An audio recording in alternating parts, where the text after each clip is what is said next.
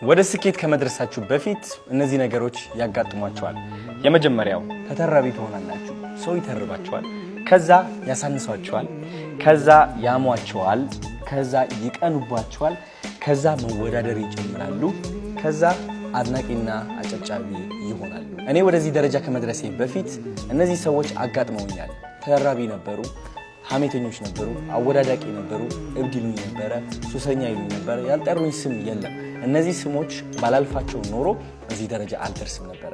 ስለዚህ አይምሯችሁን መቆጣጠር ጀምሩ። ይህ የታወቀ ነገር ነው። ሰዎች መቅናታቸው አይቀር፣ መተረባቸው አይቀር። ኦፍኮርስ ደጋፊዎች ሊኖሩ ይችላሉ፣ ግን ደጋፊ ብቻ የምትጠብቅ ከሆነ በምንም ተአምር ወደ ፈለክበት ደረጃ መድረስ አትችልም። ስኬታማ መሆን ከፈለጋችሁ ሁሌም ከተረበኞች በላይ ሆናችሁ መገኘት ይኖርባችኋል።